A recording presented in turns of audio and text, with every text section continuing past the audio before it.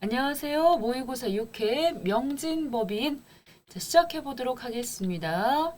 자, 요번에는 어떤 문제가 나왔느냐? 1번을 보니까 퇴직급여 충당금 조정 명세서 나왔고요.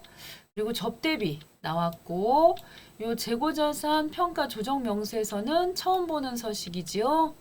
그리고 소득금액 조정 합계표 이거는 잘 나오는 거고, 연구 및 인력개발비 발생 명세서 요것도 요번 6회까지 했을 때 처음 나왔네요. 그래서 처음 나온 게 두 가지가 보이고 있고요.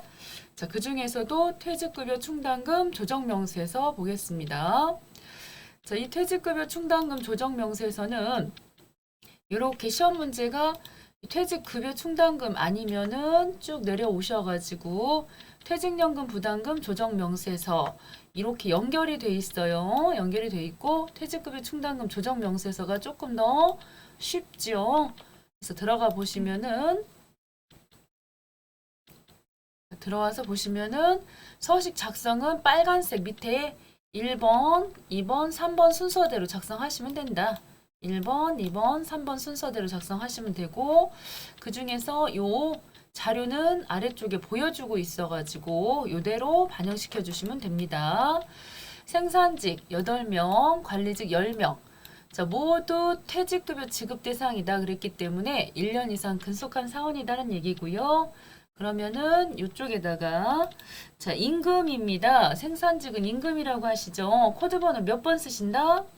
504번. 그쵸, 504번 써주시고 인원은 8명 넣어주시면서 퇴직급여 지급 대상은 알아서 이쪽 화면 19번으로 들어가고요. 그 다음에 관리직입니다. 관리직은 코드번호 몇 번? 801번. 그렇죠. 801번 여기도 10명 넣었고요. 간혹 가다가 문제상에서 혹여 퇴직급여 지급 대상 아닌 직원이 있다고 하면 이쪽으로 빼주시는 것이고요. 지금은 다 지급 대상이라 그랬기 때문에 이쪽에다 넣은 거고요. 18명.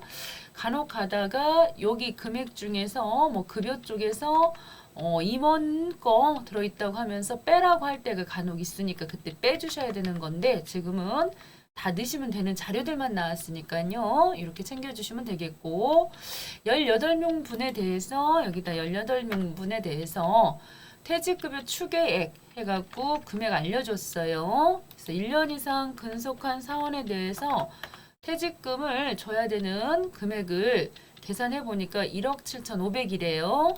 그리고 근로자 퇴직급여 보장법 18명분 174280 더하기 눌러주시게 되면은 둘 중에 큰 금액이 아래쪽 22번 칸에 내려가는 거고 이 금액이 퇴직연금 쪽으로 넘어가는 거죠.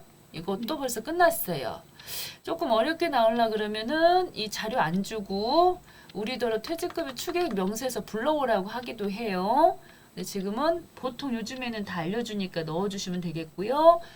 이제 상단 위쪽으로 올라갑니다. 여기 지금 848400, 848400이 맨 위에 상단으로 올라가가지고 100분의 5 해갖고 한도 계산을 일한 해놨어요. 그렇지만은 요즘에는 법이 바뀌어갖고 이렇게 사내에다가 유보해 놓은 것에 대해서는 하나도 비용 인정을 받지를 못하잖아요.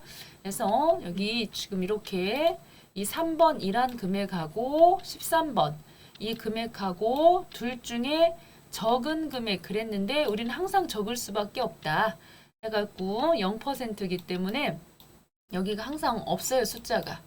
그렇게 하고 지금 이 상황에서 우리가 마지막으로 해줘야 될 것은 잔액조에 찍으셔가지고 295번 찍어주시면은 퇴직급여 충당부채 자료가 뜰 것이고 기초금액이 98 빠바방 빠바방 그 다음에 증가금액이 129 빠바방 빠바방 그러면서 감소 52 빠바방 빠바방 해서 마지막 잔액까지 해서 175 그래서 이 자료를 가지고 왔는데요.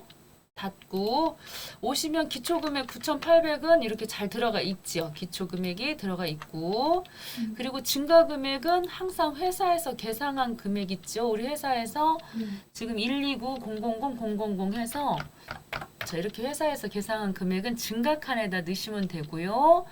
감소 부분은 지금 기중에 퇴직금 지급액이 될 텐데 이 8번에 써야 할 텐데 그 전에 항상 7번 있잖아요. 기초충당금 부인 누계액을 이렇게 정기분 요 자본금과 적립금 조정명세서 요 을지 내역서 사항에 보시면은 지난번에 이렇게 5천만 원에 대해서요. 퇴직급여 충당부채 비용 인정 못 받은 거. 즉 기초충당금 부인 누계가 되겠지요. 이 자리에다 5천 쓰시고요. 자, 이때 여기 8번 항목을 쓰시는데 무조건 여기다 5,200 이렇게 다 쓰면 안 된다. 항상 이거를 어디 가서 원장을 조회를 하셔가지고 그 중에서도 여기 295 해서 퇴직급여 충당부채 요 12월 2일자에 퇴직금 지급한 내역이 이렇게 있어요. 그래서 요거를 두 번 톡톡 찍으셔갖고 이 내용을 잘 보셔야 돼요. 이런 식으로 차변에 퇴직급여 충당부채, 대변에 보통예금 해갖고 보통예금이나 또는 현금으로 지급되는 게 있으면 그 금액을 여기다가 5,200을 쓰시는 거고 만약에 여기가 보통예금으로 한 3,000 지급이 됐고요. 나머지는 뭐 퇴직연금 운용자산에서 나갔다고 하면은 여기 3,000만 여기다 쓰셔야 돼. 기준 퇴직금 지급액에다가 5,200 다 쓰시면 안 돼요. 그래서 여기서는 항상 요 금액만큼을 쓰시는 것이다. 라고 여러 차례 이거 퇴직급여 충당금 조정명세서 제가 기억에 2번 정도 한 것 같아요. 네. 2번 내지 해서 우리가 지금 제가 드렸던 파일 중에서 이 부분에서 핵심 포인트 부분이 바로 그거 퇴직금하고 관련해서 쓰실 때는 그 부분을 조심해 갖고 넣으시면 된다. 이거는 연금이었고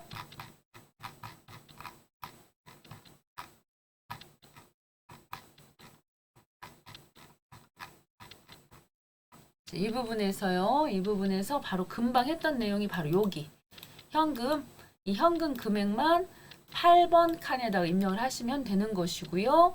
이제 남은 거는 상단에 이제 합계 등록을 누르셔갖고 이제 조정하시면 되겠어요. 그래서 첫 번째는 이 회사에서 계상한 금액 있죠.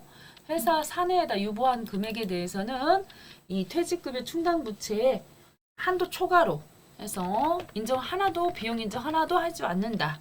퇴직급여 충당금 한도 초과 금액은 129 빠바방 이거는 현재는 유보 발생이 되고 언젠가 유보 발생은 감소로 처리하셔야 되는데 지금과 같은 상황에서는 바로 방금 하셨던 것 중에 여기 기초 부인됐던 것 중에 400만큼만 지난번에 부인됐던 것 중에서 이번에 송금 추인이 된 거죠.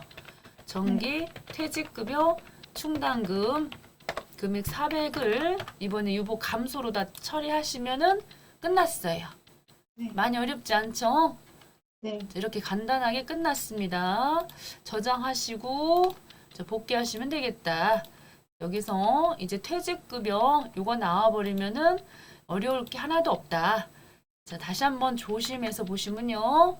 3회, 6회 2번 나왔군요. 앞으로도 8회, 9회까지도 계속 나오는데 임원의 규정초과 상여금은 송금 인정되지 않기 때문에 한쪽에다가 꼭 메모하셔가지고 요 합계 등록 쪽에 오셔서 송금불산입으로 규정초과 상여금 소득 처분은 상여로 꼭 정리하셔야 된다는 거 그거 잘 기억해 주셔야 되겠고요. 당연히 입력하신 부분에 있어서는 빼야 되는 것이겠고 방금 8번 잘 처리했고요. 자, 이번에는 또 내려가 보도록 하겠습니다. 자, 접대비가 되겠습니다. 저장 한번 해주시고요. 자, 접대비에 들어오셔 갖고서는 제일 먼저 하셔야 될 것이 새로 불러오기를 하시는 게 아니고 항상 이 부분이요. 이렇게 접대비하고 관련해 가지고 요 경조사비 등 설정해서 요 부분에 적요번호 잘 챙겨주셔야 돼가지고요. 접대비, 판매비와 관리비 중에서 경조사비 지출액은 적요번호 8번, 신용카드 사용분, 그리고 신용카드 미사용분은 적요번호 10번으로 정리를 하라고 그래 있어요. 그래서 요거를 먼저 눌러주셔가지고 그 중에 경조사비가 있고 문화접대비가 있죠. 해외 접대비는 잘 안 나오고요.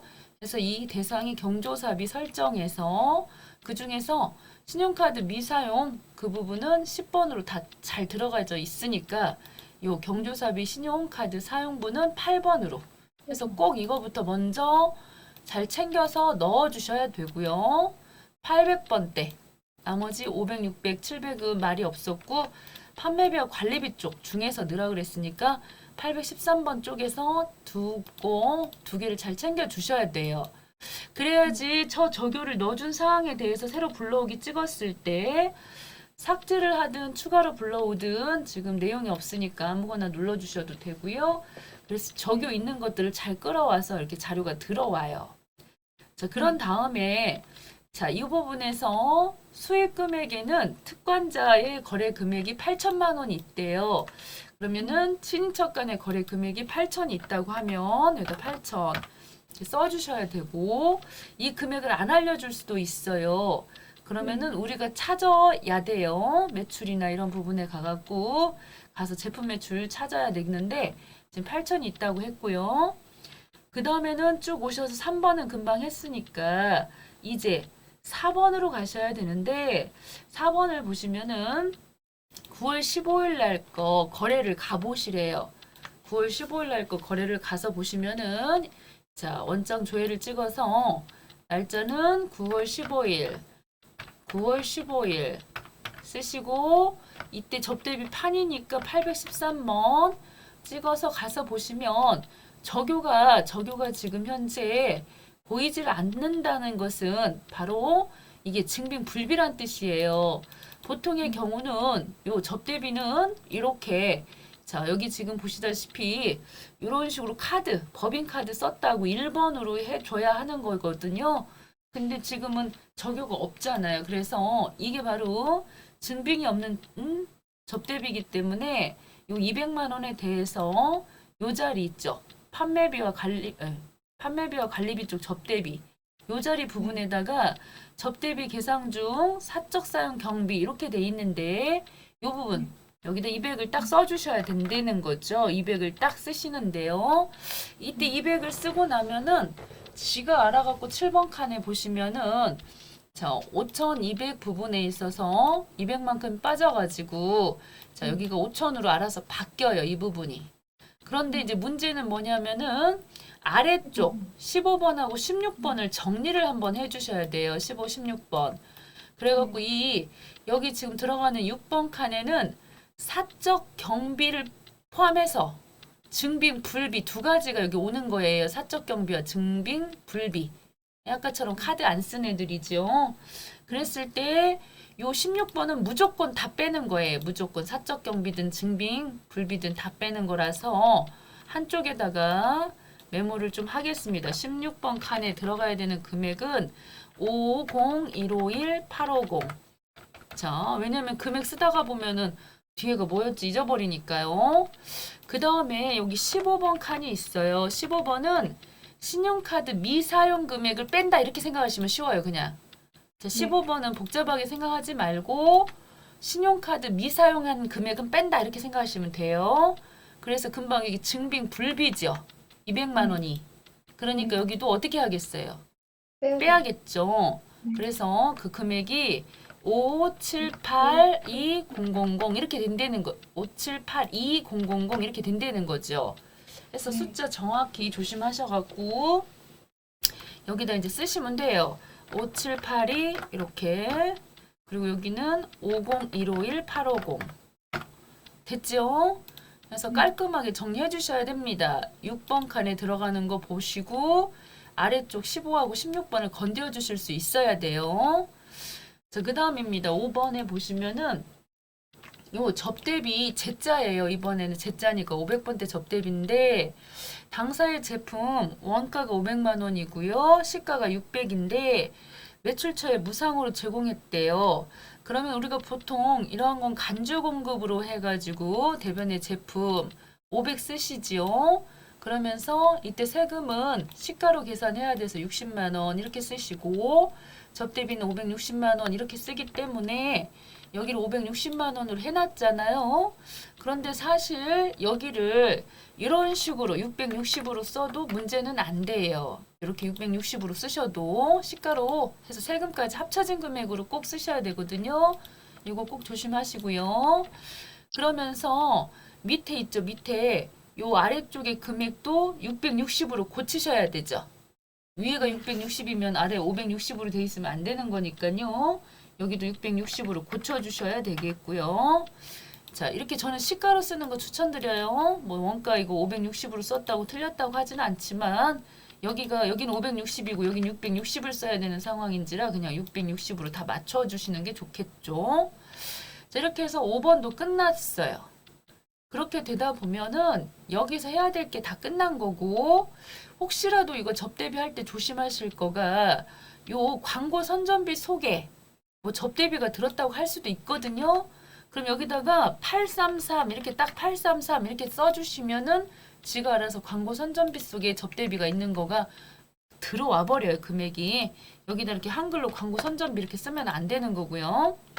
네. 자, 이거는 그냥 다음에 이제 나올 때 그런 것도 나올 거니까 예제로 지금 말씀드린 거고.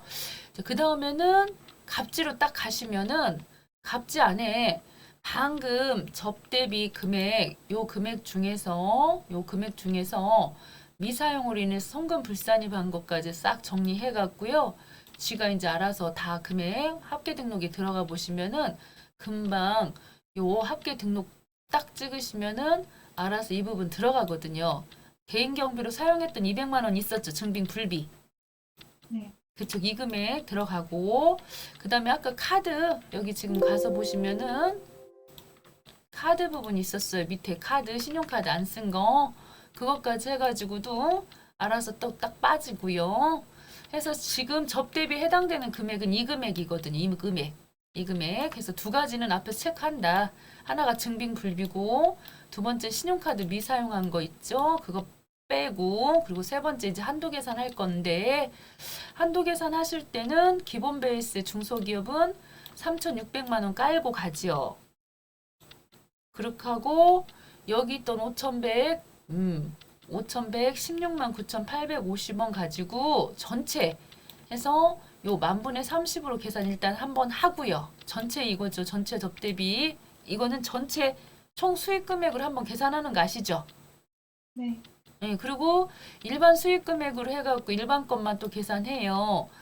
지금 현재로서는 접대비 한도 계산할 건데 3,600에다가 금방 일반 수익 금액 거 두 개 이렇게 더해요. 너무 지저분해졌네요. 여기 3,600만 원 이거 하나 하고 그 다음에 일반 거 하나 더 하고 그리고 아까 특관자 거 있었잖아요. 그게 바로 총에서 일반 빼면 그게 특관자 거니까 24,000원까지 세 개를 더한 금액이 바로 요거예요. 그죠? 아시죠? 4번, 6번, 7번.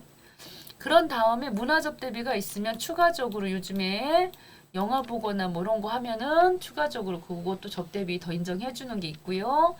그래서 접대비 한도가 요만큼인데 우리는 방금 보셨다시피 5,100 요만큼을 접대비로 썼으니까 요만큼 773만 5,850원이 한도 초과된 금액이다. 지금 그 얘기죠.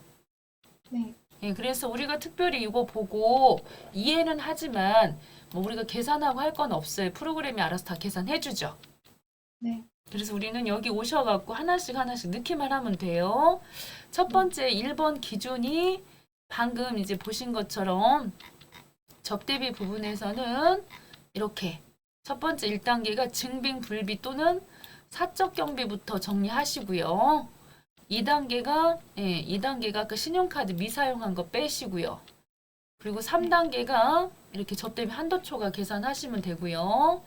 그래서 그 중에서 증빙 불비했던 거는 소득 처분을 상여로 처분하시면 되고 신용카드 미사용은 기타 사유 유출이고 한도 초과된 것도 기타 사유 유출이고 해서 이 세 가지 조정이 나온다는 거 접대비는 그래서 첫 번째 뭐 개인 경비 사용 밑에 거 적당히 보시고 쓰시면 되는 거라 이건 적요 개념으로 생각하시면 되고 이건 상여로 간다는 거죠?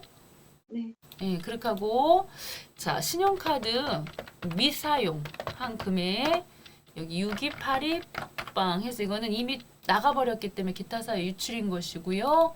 그 다음에 접대비 한도 초과 해서 7735850 기타 사유 유출 가시면 끝났어요. 어렵지 않죠 이것도? 네. 네, 자 이제 3번으로 한번 가볼게요. 자, 이번에 재고자산 평가 조정 명세서라고 하는 것은 오셔가지고 요거입니다. 재고자산. 그래서 이거는 잘은 나오지는 않아요. 재고자산. 그래서 재고자산의 종류가 이렇게 팔아야지 되는 자산으로 뭐 상품, 제품, 반제품, 제공품 이런 원재료 같은 것들이 있는데 요 평가를 하는 방법들이 여러 가지가 있잖아요. 여기 이렇게 지금 보시면 선입선출법, 후입선출법, 총평균법 이러한 것들이 있는데 문제는 이게 지금 2021년도 문제잖아요. 그래서 네. 9월 30일, 즉 우리가 2021년도 12월 31일이 결산이면 3개월 전까지 신고를 해야 돼. 나 무슨 방법으로 하겠습니다 하고서 즉 9월 30일까지 무슨 방법으로 하겠다고 신고를 해야 되는데 그 신고 날짜를 놓쳐가지고 늦게 하거나 했을 때는 이제 문제가 되는 거거든요. 그래서 그거를 지금 정리를 하는 거예요. 자, 첫 번째부터 한번 보게요. 첫 번째 보니까 제품이 보이고 있어요. 제품이 이렇게 보이고 있는데 요 제품의 평가 방법은 총평균법으로 신고를 하여 평가를 그동안 해왔대요. 그랬는데 단기부터는 후입선출법으로다가 변경하기로 하고 10월 1일 날 이거는 10월 1일 날 했기 때문에 적합한 게 아니고 부적합한 거거든요. 원래 제대로 신고하려고 그러면 9월 30일까지 했어야 돼요. 그런데 10월 1일 날 재고자산 평가 방법을 변경 신고했대요. 그러면 그전에는 언제 했느냐면 이게 인정을 못 받으니까 그전에는 14년도 3월 31일 날 했고만요. 그래서 여기다가 이 제품에 대해서 날짜를 2021년도 10월 1일로 쓰시는 게 아니고 2014년도 03 31일로 써야 돼요. 신고 날짜를. 자, 여기가 왜 그러는지 아시겠죠? 제대로 했으면 2021년도 9월 30일 전에 했으면 먹혀요. 제대로 먹혀. 근데 10월 1일 날 해갖고 이번엔 적용이 안 되는 거예요. 다음 연도부터는 적용이 돼도. 그렇게 하고 이때 2014년도 3월 31일 날 총평균법으로 신고를 해야 했기 때문에 총평균법으로 그때 신고했다고 이렇게 찍어주시는 거고 그런데 이번에 여기를 잘 보시면 장부상 금액이 500이니까 500이면은 뭘로 했느냐면 지금 후입선출법으로 다 한 거예요. 500이니까. 그래서 여기를 후입선출법으로 찍어주시면은 서로 맞아야 되는데 안 맞잖아요. 그래서 부가 되는 거예요. 적합하지 않고 부합한다고 X 표시 찍어주시는 거죠. 이렇게. 자, 문제가 있다는 거죠. 신고는 총으로 해놓고서 평가는 후입으로 해가지고 부가 나왔어요. 부합됐고요. 자, 그 다음에도 마찬가지예요. 이번에도 제공품을 하실 건데 제공품은 평가 방법을 신고하지 않았죠.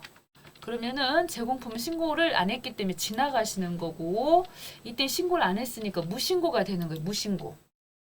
그런데 이번 금액을 보시면은 320만 원으로 했으니까 320만 원이 후입 선출이죠. 네. 그래서 후입 선출로 했다고 여기 후입을 찍어주시면은 이것도 서로 안 맞죠. 무신고하고 후입이니까. 네. 그래서 여기도 부가 되는 거고요. 그 다음에 이제 원재료인데 원재료는 전재료의 평가 방법을 후입선출법으로 신고하여 평가하여 왔으나 단기부터 총평균법으로 변경하기로 하고 9월 30일에 이렇게 돼 있으니까 제대로 이건 날짜를 지켰네요. 재고자산 평가 방법 변경 신고를 했어요. 그러면은 이때부터는 2021년도 9월 30일 날 먹히는 거죠.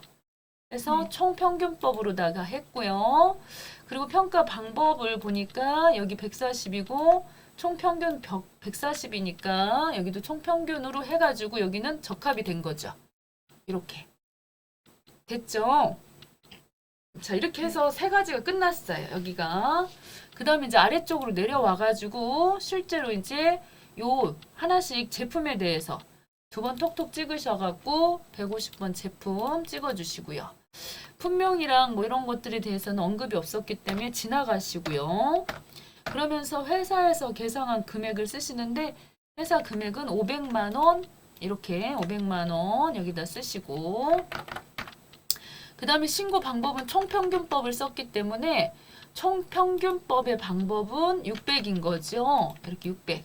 총평균법의 방법은 신고 방법이 600. 그래서 여기다 600을 써주셔야 되겠죠.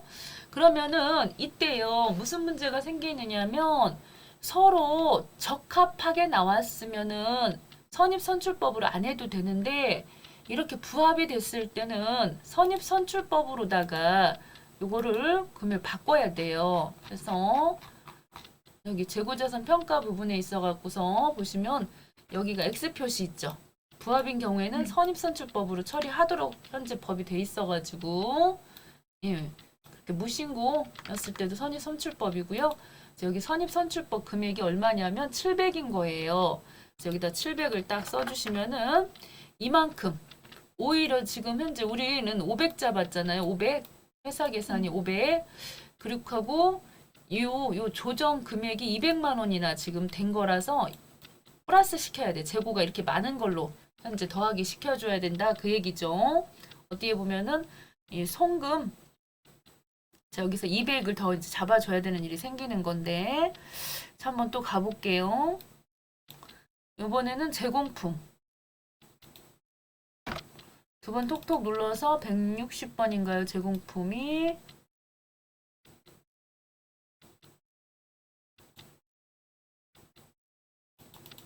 169번. 169번. 네, 169번.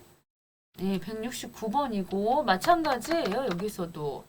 자, 우리 회사에서 제공품 회사에서 얼마를 인식을 했냐? 320을 시켰다고 돼 있죠. 장부상 금액 이대로 쓰시는 거니까 일단 여기 320이고요. 그 다음에 신고는 무신고였었어요. 무신고였을 때는 선입선출 방법을 쓴다 그랬죠. 네. 그렇기 때문에 여기 지나가시고 여기다가 바로 선입선출 380을 쓰시면 어때요? 우리 회사에서는 320을 잡았는데 요 세법에서는 380을 잡아야 되기 때문에 60만큼 더 조정 금액이 떴죠. 네. 자, 그 다음이에요. 이제 마지막으로 또 오셔서 153번이 원재료인가요? 자, 여기 금액은 140이 되겠고요. 140만큼 쓰시고 자, 오셔가지고 여기도 신고 방법이 총평균. 그래서 총평균이면 140. 이니까 얘는 조정이 생기질 않죠. 회사하고 평가 방법이 다 같아서 조정이 생기질 않았어요.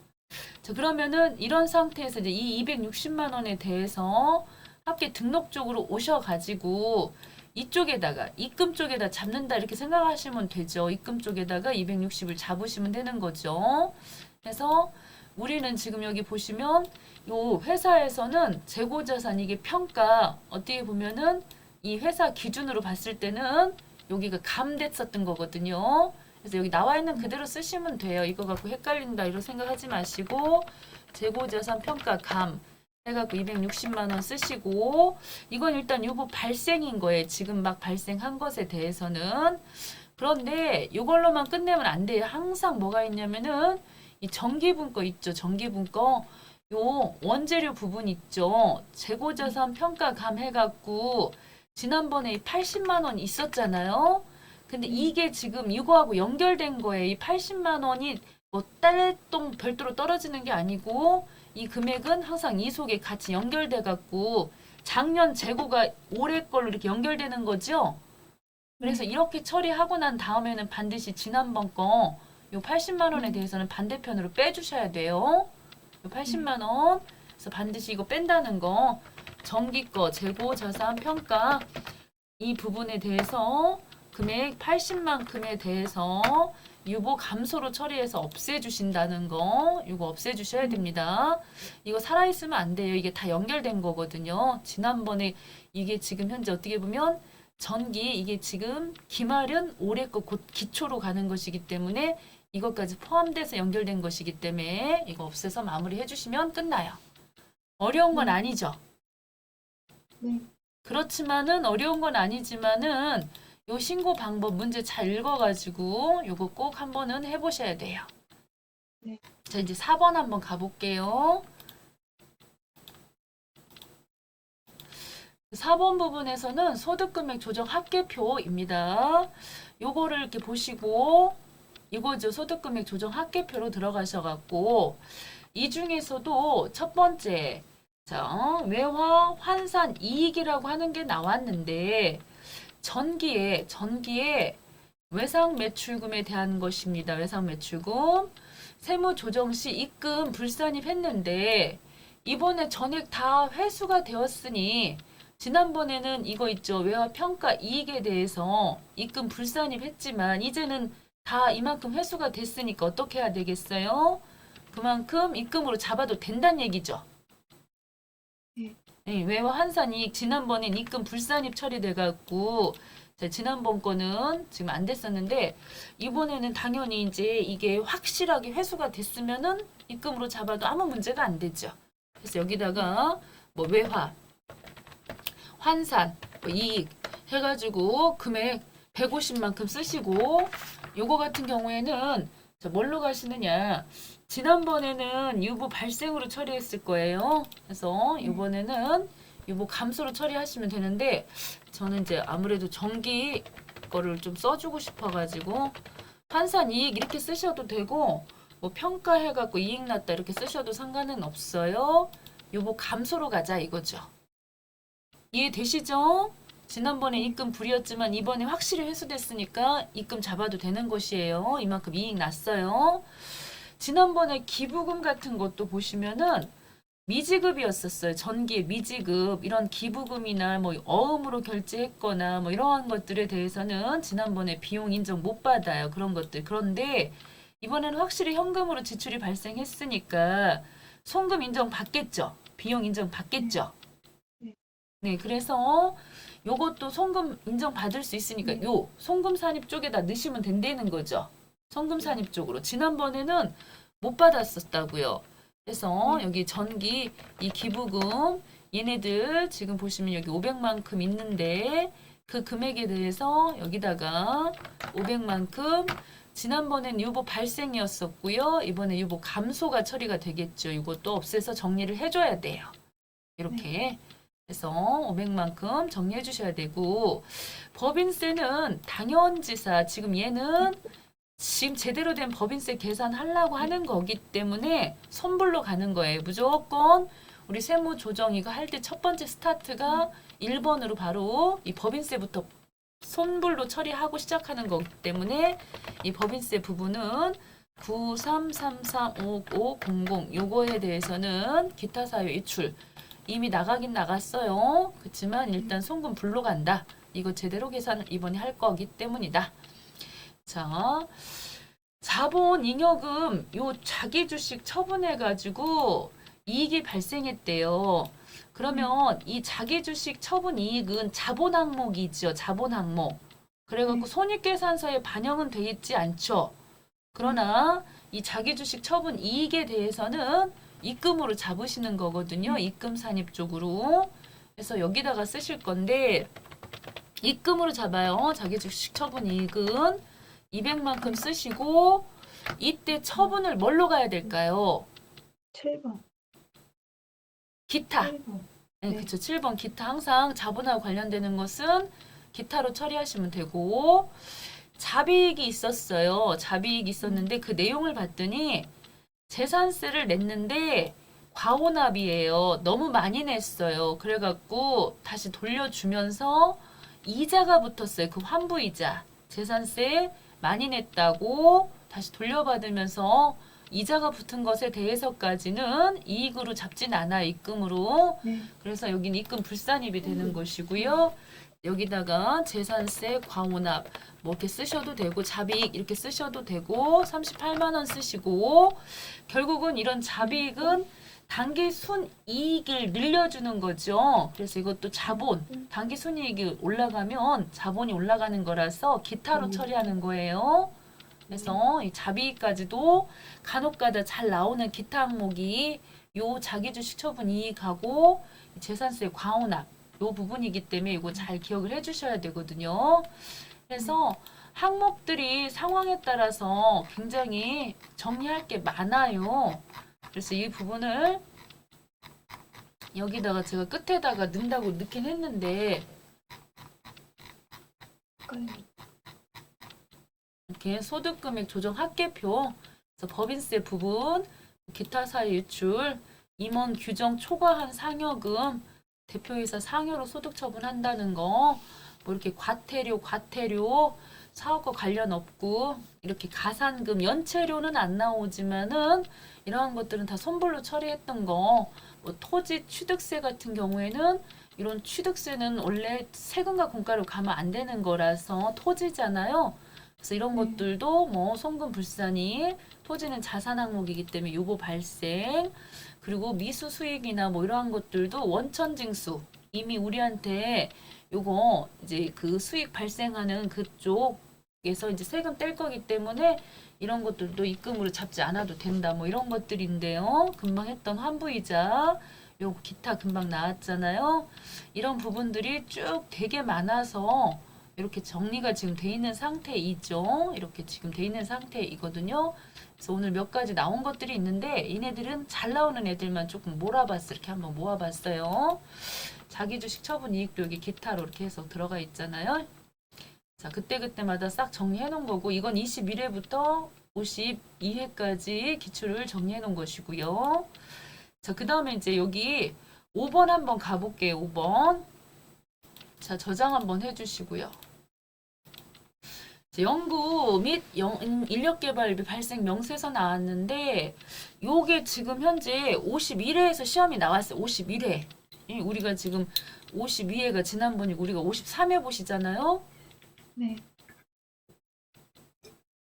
자,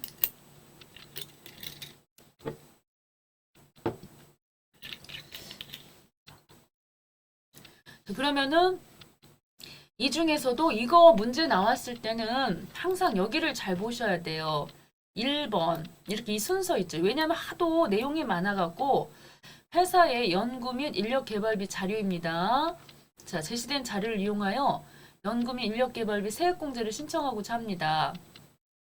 자, 이때 연구 및 인력개발비 발생 명세서 작성하라고 했기 때문에 쭉 오셔갖고 여기네요. 여기. 항상 이 힌트를 보시고 들어가시면 좀 쉬워요. 그래서 여기를 딱 들어가셔갖고 그 중에서 개발비, 계정 과목이 개발비로 되어 있으면은 개발비 쓰시면 되겠죠. 그러면서 이때 재료비, 자, 재료비 부분에서 건수는 안 나왔고 금액으로 7천, 연구를 하는데 재료비가 지금 7천 들어갔고 공동연구 개발비래요. 공동연구 개발비로 또 2천 들어갔고 또 맞춤형 교육비 용으로 3천 들어갔고 해서 전체 들어간 합계가 1억 2천이 들어갔다는 거예요. 현재 2021년도에 연구하는 데 있어서 1억 2천이 들어갔고요. 그 다음에 이제 아래쪽으로 내려갈 건데 요 공제를 받기 위해서는 직전 4년간 발생한 금액 요거 있죠? 이 물음표 누르셔가지고 자료를 집어 넣으셔야 되거든요. 그래서 직전 연도 2020년도에는 4,500 연구 인력 개발비가 4,500 들어갔고 그 다음에는 4,000 들어갔고 그 다음에는 3,000 그 다음에는 2,000 이렇게 들어갔대요. 아주 좋은 징조네요. 지금 보니까 증가 추세를 가지고 있어요. 증가 추세가 좋은 거죠. 이 세액공제를 받기 위해서는. 그래서 이 세액 내용을 보시면은 요 4년간의 합계 금액이 135000이 나왔고 여기 지금 직전 1년간 발생한 금액은 이 4,500인 거고 1년 거 4,500인 거고 그 다음에 직전 4년 거 평균을 얘네들 평균을 내보니까 33750이 나왔어요. 그런데 여기 밑에를 보시면 뭐라고 되어 있느냐면 아래쪽을 보시면은 직전 1년 거 금액이 직전 4년간 평균 발생액보다 작다면 여기를 0으로 기입을 해야 된대. 0으로. 0으로 지금 기입을 해야 된다. 이렇게 돼 있어요. 13번이 1억 2천이 아까 13번이 즉 이번 연도 2021년도에 발생한 금액이 1억 2천이고요. 그렇게 하고 네. 직전 연도 발생한 금액이 여기 지금 보시면 4,500이잖아요. 걔네들 뺀 거가 지금 7,500이 나왔는데요. 여기 지금 보시면은 아까 금방 보셨던 것처럼 이 평균 금액이 33750,000 이렇게 돼 있는데 이 증가 발생 금액이라고 하는 이 부분에 만약의 경우 1년 거 4,500하고 이 평균하고 두 개 내갖고 오히려 이 금액이 작아버리면 직전 거 연구 개발비가 적어졌어요. 그러면은 이때 여기 자리가 0이 된다는 거예요. 여기 자리가 0. 0이 돼버리면 어떤 일이 발생하냐면요. 지금처럼 7,500이 발생했잖아요. 그러면은 지금처럼 7,500이 발생했을 때는 아래쪽 이 자리에 7,500이 이렇게 들어가요. 그래갖고 그 중에 공제율이 50%여갖고 3,750이라고 하는 이한, 이게 이한이고요. 이게 이한이고 2라는 뭐냐면은 2라는 방금 1억 2천 있었잖아요. 올해 들어간 거 2021년도 상단 위에 13번 요거요. 그 금액이 여기로 와가지고 25%이어서 공제 받을 수 있는 금액이 3천이 나온 거고 금방 우리는 직전 거가 오히려 평균보다 많아갖고 50%를 공제를 받다 보니 3,750이 됐잖아요. 그럼 이거 1한하고 2한 중에서 누가 더 금액이 커요? 이한. 2한이 더 크니까 2한 3,750만 원이 이 세액공제 받을 수 있는 금액이 되는 거예요. 네. 여기까지 이해되셨어요? 네. 그러면 여기까지 해놓고 잠깐 한 군데를 갔다 올 필요가 있어요. 어디냐면은 잠깐 똥땀.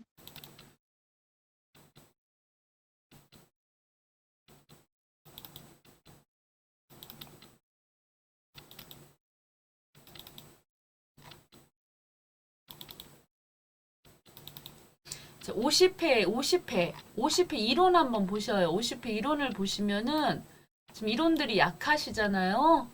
그랬을 때 여기를 보시면은 금방 이 문제하고 똑같은 문제예요. 너무나 쉬운 문제인 거죠. 여기 이렇게 뭐라고 돼 있어요? 최근 5년간 발생한 연구, 인력 개발비, 발생 내역이라고 돼 있죠. 네. 그래서 지금이 2021년도니까 여기죠. 여기 8천만 원. 네. 네. 그렇게 하고 지금 방금 하신 거 요 직전이 3천이죠. 네. 그렇게 하고 얘네들 4개년 거의 평균을 일단 내보셔가지고 평균을 내보시면은 여기. 예, 7천, 6천, 4천, 3천인데 요거 그냥 굳이 머리 쓰지 않아도 사실은 답이 그냥 보이는 문제거든요. 근데 일단 얘네들 다 더하면 이게 지금 2억이에요. 얘네들이 지금. 네. 그쵸? 1억, 2억이거든요. 그걸 4로 나누시면은 5천만 원이 나온단 말이에요. 5천만 원이. 평균이 5천. 그런데 이 올해 2021년도에 들어간 연구 개발비가 8천이죠. 네. 근데 이 평균이 5천이죠. 네. 그러면 아까 우리가 뭐라고 했는지를 잘 보세요. 여기 금방 우리 물음표 누르셨을 때 요 직전 연도 금액이 8천이고 평균이 5천인데요. 요 금액이 직전 연도 평균보다 작으면 그랬는데 지금 작으면 0으로 기입을 해야 된다 그랬거든요. 직전 연도가 8천이고 평균이 지금 5천이야. 그러면은 여기 0으로 기입을 해야 된다 그랬는데 여기는 지금 오히려 금액은 크긴 컸네요. 네. 그긴 금액이 커가지고 잠깐만요. 4,500 직전 연도 4,000 여기 3,000 그 다음에 여기는 저 0이지 여기지 0이지 왜냐면 왜 0이냐면 금방 직전 연도가 지금 여기가 직전 연도가 3,000이에요. 여기가 제가 말 잘못했어. 금방 여기 15번 문제에서 여기 3,000이었었어요. 그렇게 하고 평균이 지금 5,000이었었고요. 여기가 5,000이었었고. 다시 한번 볼까요? 여기 보시면 이 아, 직전 네네. 연도가 여기 직전이니까 이거 아, 여기를 네네. 말하는 거 3천. 여기를 여기를. 네. 예, 그래갖고 여기가 3천인 거고 여기는 네. 지금 평균은 평균은 내보니까 2억을 5천. 4로 나누니까 여기 5천인 거죠. 네. 아, 그러니까 뺐구나. 오히려 직전이 지금 적죠. 평균보다. 네. 그래서 증가가 0 나온 거죠. 네. 그렇다면은 여기 이한이 나올 필요가 없죠. 네. 그럼 이란이 얼마냐면 8천이죠. 여기.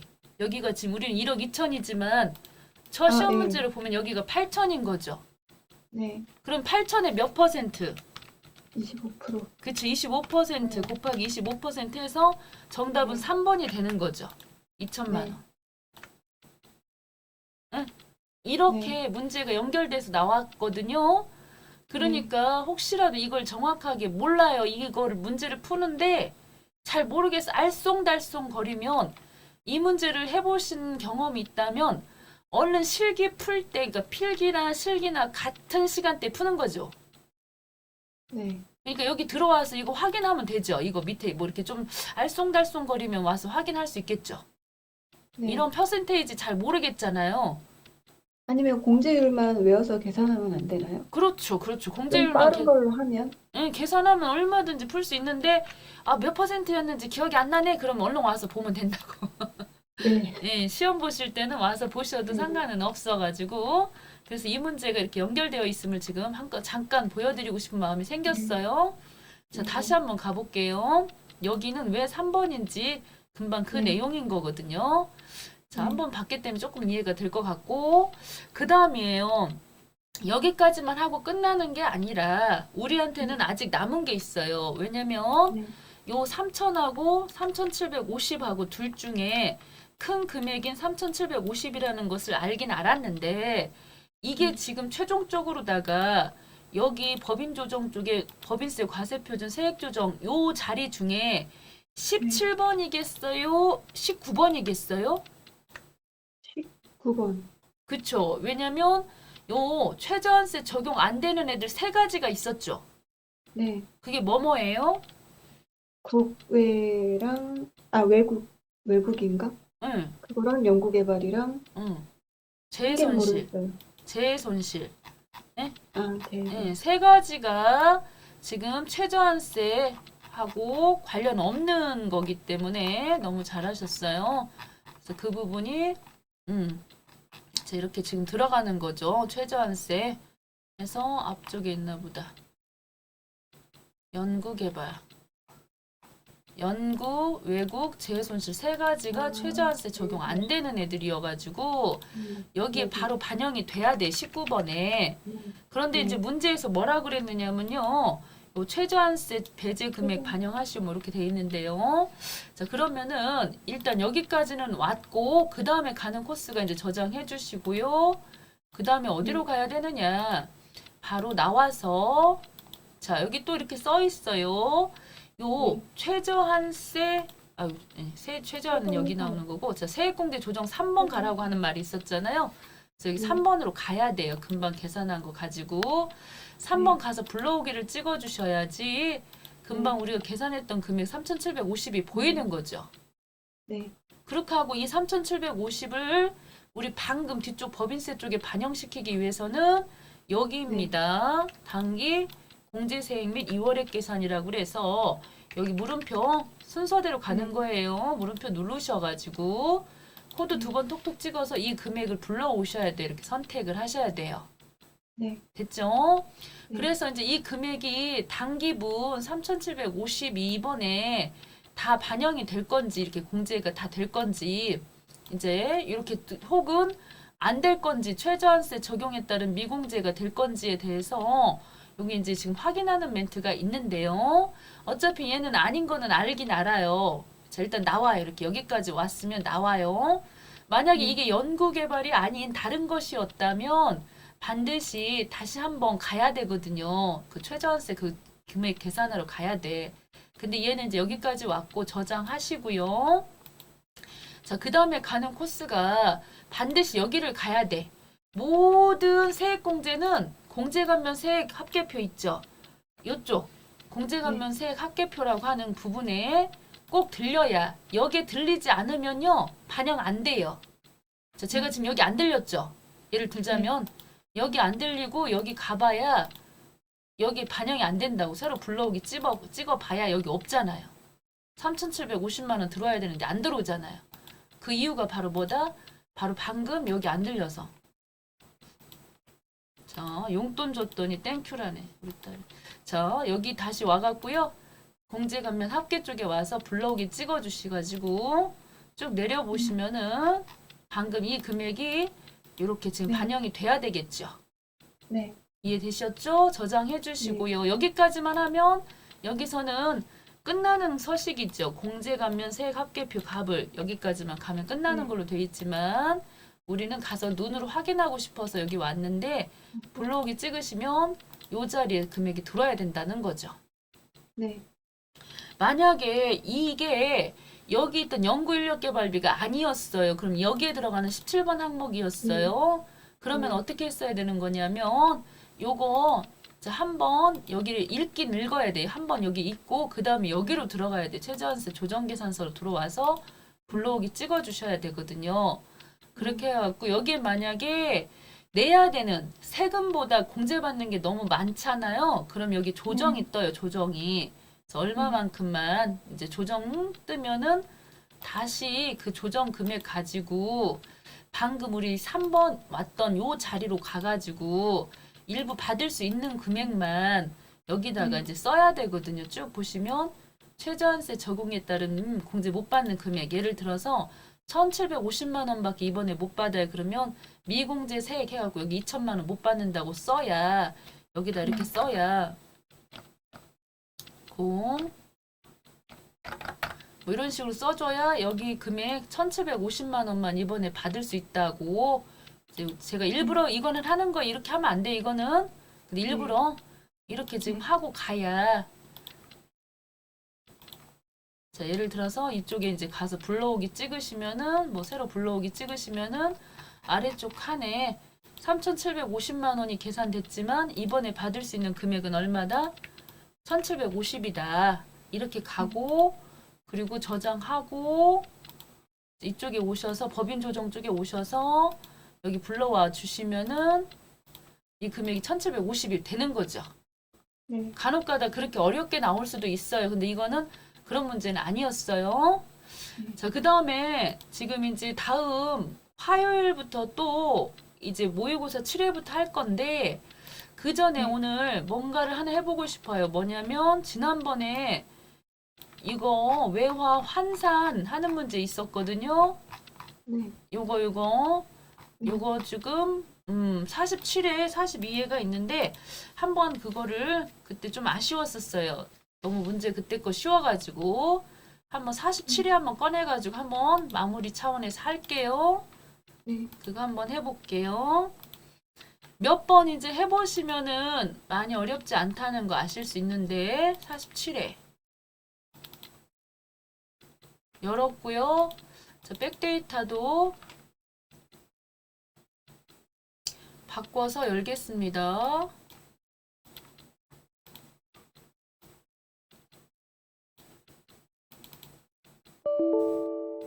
밑에 열렸었나 보네.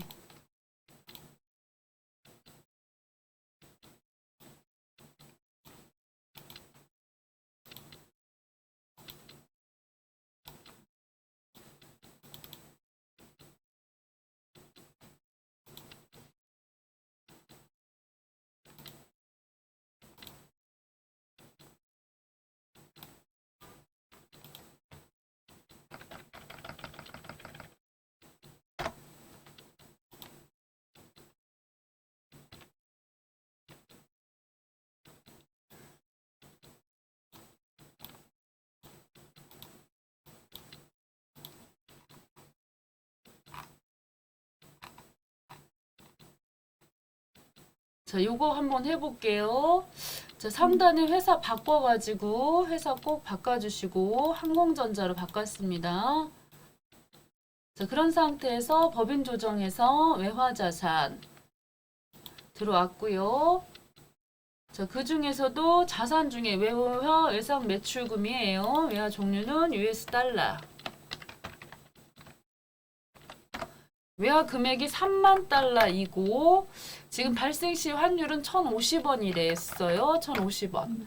그리고 회사에서 12월 31일 날 지난번에서는 이게 회사 적용이 안 나왔었거든요. 그때는 그래서 더 쉬웠는데 일단 1,000원을 이렇게 쓰셔야 돼요. 12월 31일 날 1,000원 간다고 했대요. 그래갖고서는 자, 지금 우리가 외상 매출금이니까 환율이 올라야 우리한테는 좋은 건데 환율이 떨어져가지고 150만큼 마이너스 잡혔죠. 그래서 이런 문제 풀 때는 저는 이렇게 풀거든요. 이쪽은 이제 회사에서 처리한 거, 세법에서 처리한 거, 그리고 차이 나는 거 이 세 가지를 먼저 쓰시고 우리 회사에서는 지난번에 여기가 마이너스 처리가 됐어요. 150만큼이. 그래서 우리는 흔히 이러한 것들을 외화, 환산, 손실 생겼다는 거죠. 외화, 환산, 뭐 손실로 처리를 했대요. 그랬는데 그 차이 나는 거니까 이제 빼기를 해야 되는 건데 세법에서는 12월 31일 날 매매 기준율로 1,050원으로 한대니까 다시 일단은 1,000원부터 쓰셔서 이 금액 계산해서 한쪽에다 메모하신 다음에 바로 또 1,050원 가주시면은 결국 조정할 게 하나도 없었던 거예요. 세법에서는 0이 되겠죠. 이렇게. 네. 그렇게 하고 차이 나는 금액은 마이너스 150이 차이 난다고 일단은 이렇게 써주시면 되는 것이고요. 자, 그 다음입니다. 또 외화 장기 대여금 또 여기다가 오셔서 US 달러 쓰시고 7,000달러가 되겠고 1150 쓰시고요. 근데 회사에서는 12월 달에 1,000원으로 해가지고 이때도 오히려 또 내려갔어요. 환율이. 그래갖고 여기서도 마이너스 1050 빠바방 이렇게 잡았었고요. 그리고 우리 회사에서는 세법에서는 1,050원 여기서 1,050원으로 해가지고 얼마만큼이 나왔느냐면요. 차이 나는 거니까 빼야 되는 거니까 자, 항상 이렇게 써야 되겠죠. 그래서 여기가 마이너스니까요. 여기가 이제 더하기로 바뀌네요. 35만 원 나오나 봐요.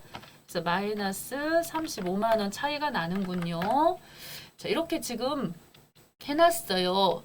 이 뜻 자체가 뭐냐면 우리 회사는 외화 환산 손실 즉 송금으로다가 255만 원 잡은 거예요. 회사에서는 이해되시죠? 우리 회사 12월 31일 날 손해났다고 외화 환산 손실로 255만 원 잡은 거예요. 네. 그런데 세법에서는 얼마만 잡았어야 하냐면 70만 원만 잡았어야 하는 거죠. 네.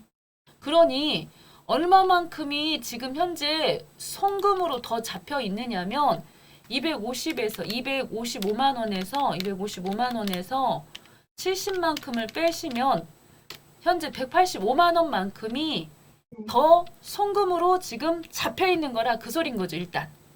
네. 자, 그래서 여기 보시면 185만 원만큼이 송금으로 더 잡혀 있는 것이고요.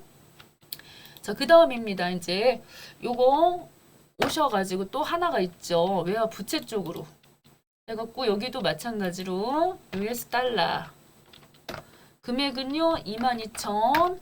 그리고 환율은 1130. 그리고 평가는 1,000원씩 했었어요. 그래서 이때는 오히려 환율이 내려감으로 인해 갖고 우리 회사에선 2860만큼 오히려 이때는 뭐라 그랬느냐면 외화 환산 이익 생겼다고 했겠네요. 예, 이건 덜 갚아도 되는 거니까. 네. 그쵸, 이렇게 잡았었는데 세법에서는 지금 보니까 여기 1,050원이에요. 1050. 해갖고 엔터를 때려보시면은 얼마만큼이 해서 보니까 176만 원만큼만 이익으로 잡았어야 하거든요. 그래서 여기도 차이를 보시면요. 차이 나는 부분이요. 또 빼갖고 보니까는 110만 원 나오나요? 네. 예, 차이가 이렇게 나오고 있어요. 지금 여기까지는 계산에 문제가 없잖아요. 이렇게 보시면 회사에서 이렇게 잡은 거 세법에서 차이가 이렇게 나는 건데 이 부분에 대해서 자 값지를 딱 찍어갖고 보시면은 이 단기 손익 금액이 지금 보시면 요 얘네들 손익이라고 하는 거는 얘네들 차이 나는 금액을 합계를 내놓은 거예요. 여기가 지금 보니까 얼마냐? 잠깐만요. 단기 손익 금액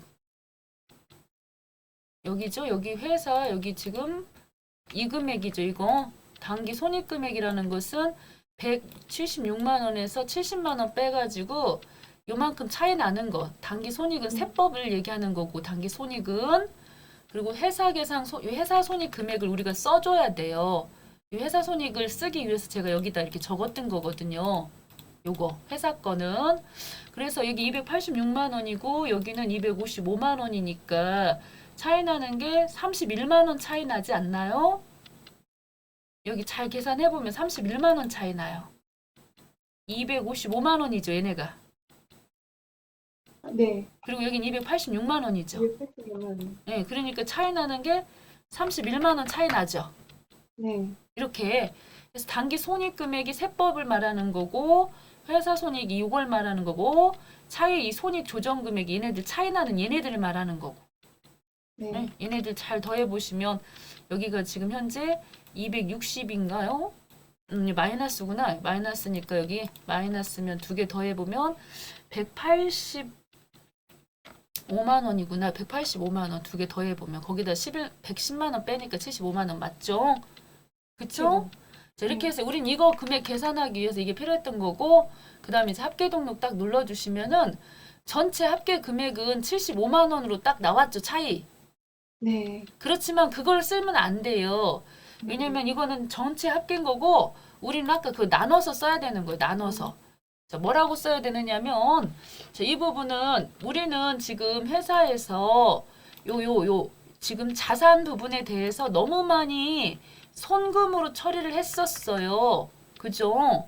근데 세법에서는 요만친 70만 원만 송금을 처리를 해야 돼가지고 70만 원만 송금 처리를 해야 되는데 255만 원이나 송금 처리를 해가지고 전체적으로 지금 보시면 185만 원만큼에 대해서 이렇게 185만 원이잖아요. 그거에 대해서 이런 식으로 두 번 정리했네요. 계정 과목이 이제 하나는 외상 매출금이고 하나는 장기 대여금이기 때문에 송금을 너무 많이 잡았으니까 송금 불로 처리를 각각 하라고 그렇게 돼 있는 거죠.